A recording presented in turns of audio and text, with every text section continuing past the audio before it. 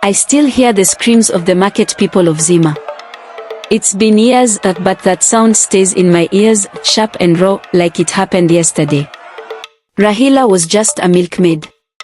She wasn't rich or important, but she was kind. Everyone in our village knew her, always laughing, always carrying her clay pot on her head with the grace of someone who'd been doing it her whole life. But one day, fate took her far from home.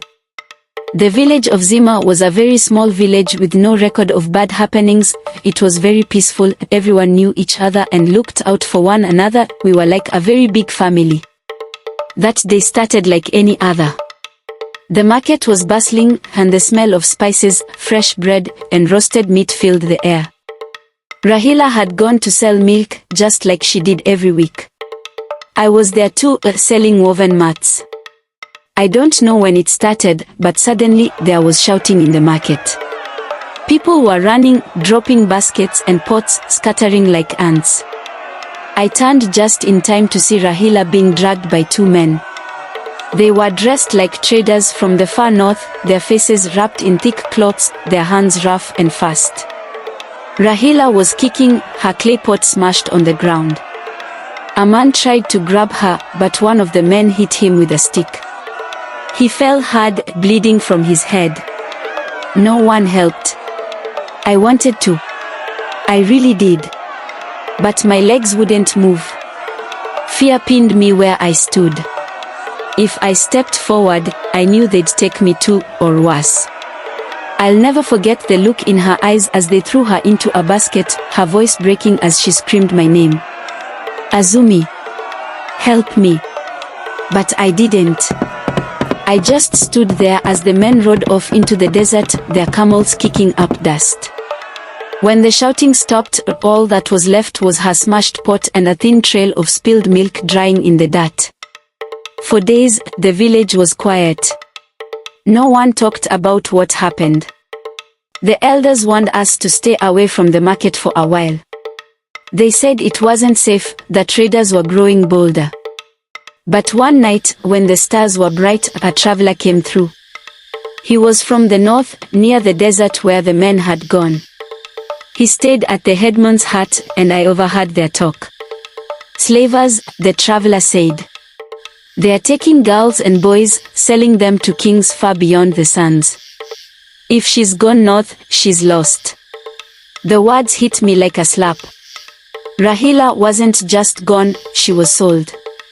Somewhere far away, in a place I couldn't even imagine, she was a slave now. Years passed, but the memory of that day never left me. Every time I saw a camel, my stomach twisted. Every time I carried milk to the market, I thought of Rahila. Then, one dry season, a group of men came to the village. They were traders, their goods piled high with silks and spices. Among them was a man, older and stooped, who said he'd come from the court of a powerful king beyond the desert.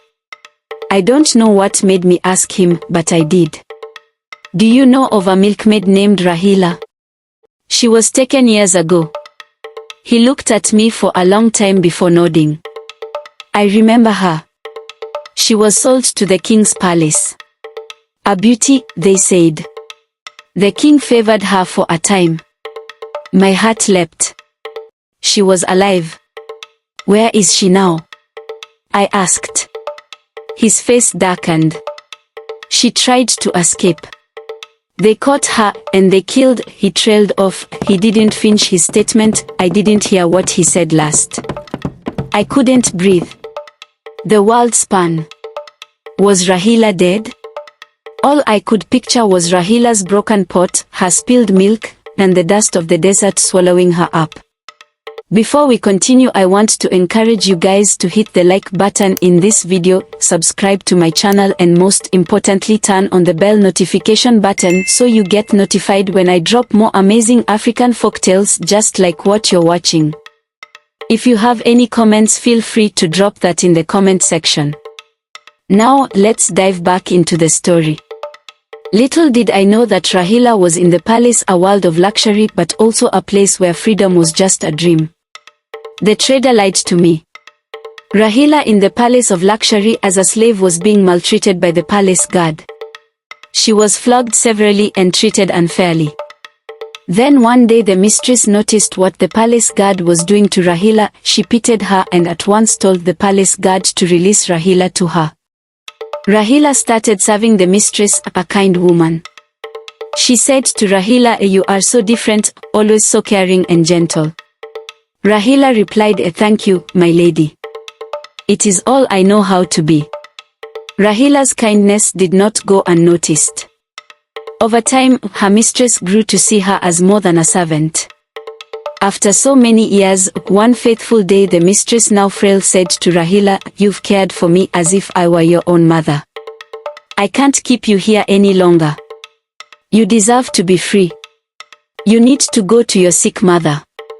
Rahila's eyes were wide with shock. She said, "My lady, I don't know what to say." The mistress replied, smiling weakly, "Say you will go home. Go back to your mother, to your life. Take this letter, it will ensure your safe passage." With her freedom granted, Rahila began her journey home. The road was long and difficult, but her heart was light with the thought of seeing her family again. She was so excited. On her way home she passed by a group of travelers resting. A traveler approached her and said to her, "May I assist you with your bundle?"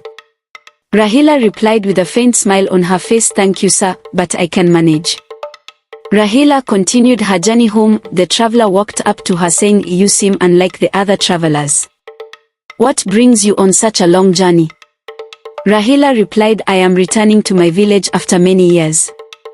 I was taken far from home, but now, by the grace of my mistress, I am free." She narrated everything she went through, from being kidnapped to being in the palace as a slave. The traveler said to her, "You are brave. Not many could endure what you have." The traveler admires her humility and wisdom, then decides to accompany Rahila to her village. Rahila finally arrived at the village. She sights her mother, who was very old and stricken in age. She called out to her mother and ran towards her mother.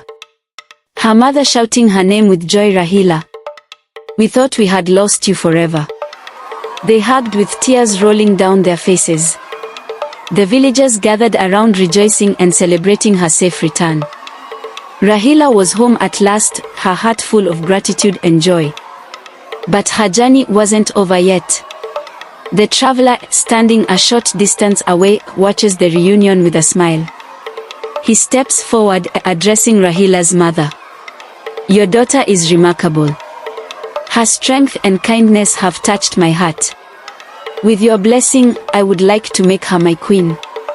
Rahila's mother and the villagers gasped in awe. The traveler replied, "Yes, I'm a prince from a distant land near the desert." Rahila's mother looks at her, stunned but smiling. She replied the prince, saying, "Yes, if she agrees, then you have my blessing."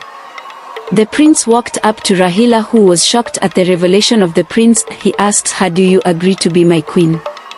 She replied, "I would be honored." Rahila's journey, once filled with hardship, had led her to a life she could never have imagined. She became a princess, a future queen, but she never forgot her roots or the village that shaped her. From a humble milkmaid to a beloved princess, by royalty. Rahila's story is one of resilience, kindness, and destiny.